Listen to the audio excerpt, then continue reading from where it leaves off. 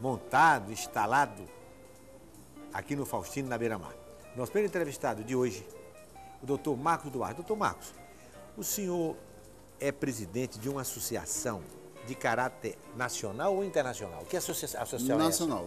É o Instituto Brasileiro de Direito de Família. A sigla é o IBDFAM, que lembra nome de injeção, mas é a maior entidade que congrega profissionais que atuam na área do direito de família do Brasil. Nós estamos 5.000 associados, a nossa sede é em Belo Horizonte, temos 10 anos de fundação e atuamos... o senhor é presidente aqui no Ceará? Sou presidente da seção Ceará.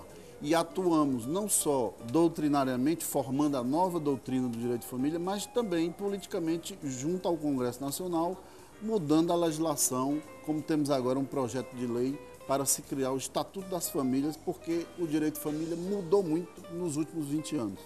Quando dizem que o direito de família, a justiça de família, que a justiça só é praticada nessa questão do direito de família, isso tem fundamento?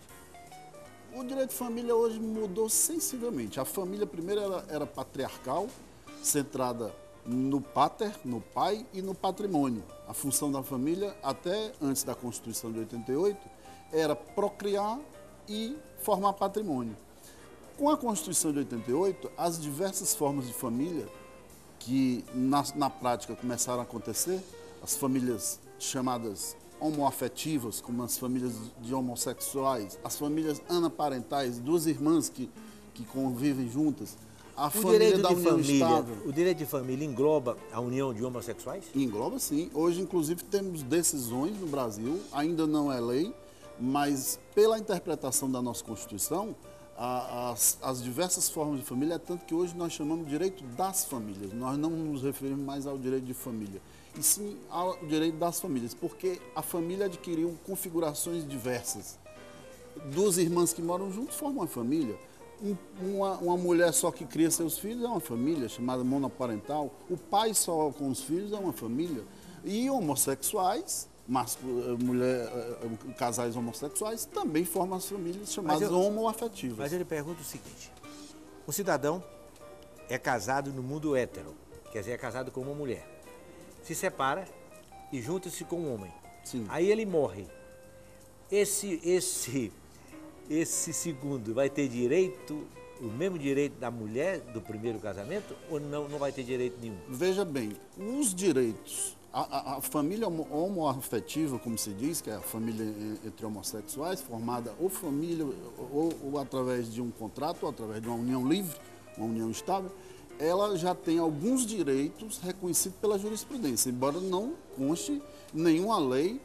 O casamento gay ainda não é regulamentado no Brasil através de lei. É em Buenos Aires, na cidade de Buenos Aires. Mas se não é regulamentado, não pode existir. Mas alguns direitos dos homossexuais estão sendo reconhecidos pelos tribunais, como, por exemplo, direito previdenciário, a pensão previdenciária.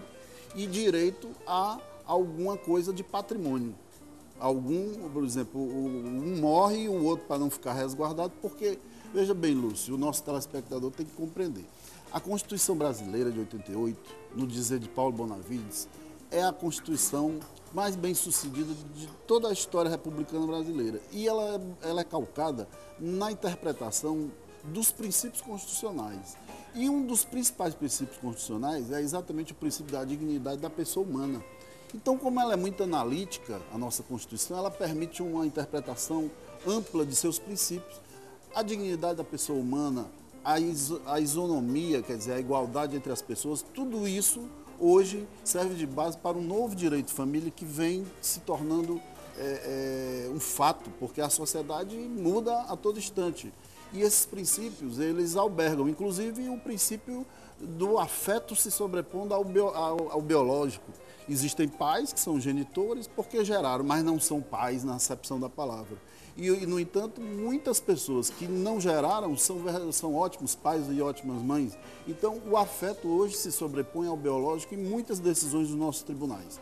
E a nossa proposta de mudança, tirar do Código Civil alguma coisa do Código de 2002, alguma coisa que ainda é rancorosa, que alguns resquícios, como, por exemplo, para o divórcio no Brasil. O divórcio no Brasil só passou porque houve uma negociação com a igreja para que primeiro ocorra uma separação judicial e depois de 1 ano essa separação se seja convertida em divórcio, ou então, se a pessoa estiver separada há 2 anos e 2 testemunhas digam em juízo que eles estão separados, pode haver o chamado divórcio direto por testemunha. Tem uma coisa, doutor Marcos, eu estou tendo que lhe interromper, lamentavelmente.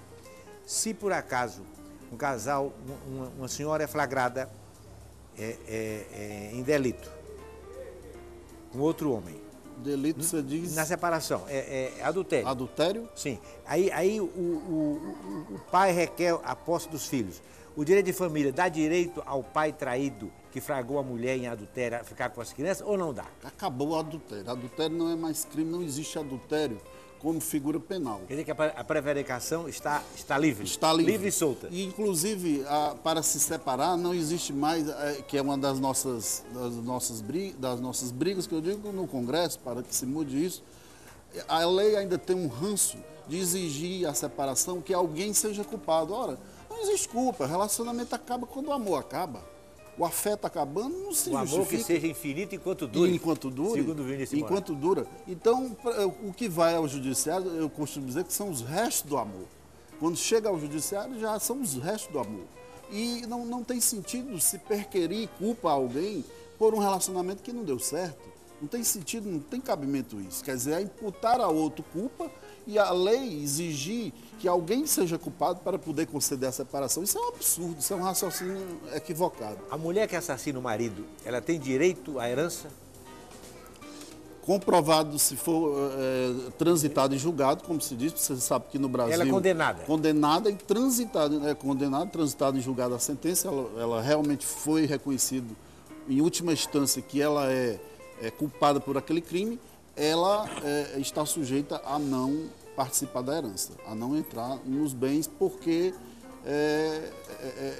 existe aí um gravame no sentido de que a pessoa cometeu um delito penal e esse delito ele se irradia pelo ordenamento jurídico, inclusive no direito civil, com algumas implicações. O senhor teria alguma coisa novíssima a nos contar nessa questão importantíssima do direito de família? Tem muita coisa interessante, mas o que eu acho que é um avanço, né? É um avanço a lei recentemente aprovada dos alimentos gravídicos. O que é isso? Aquela mulher que está esperando um filho e o suposto pai, ela já pode reclamar alimentos daquele homem que ela acha que é o pai do seu filho.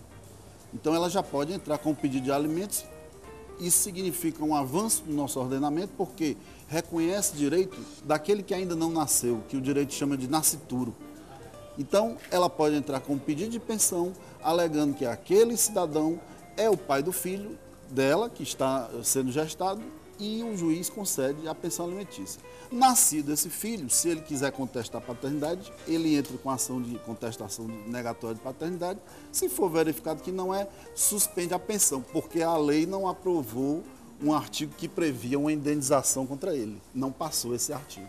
Voltaremos com outros entrevistados, mas só após nossos benditos comerciais.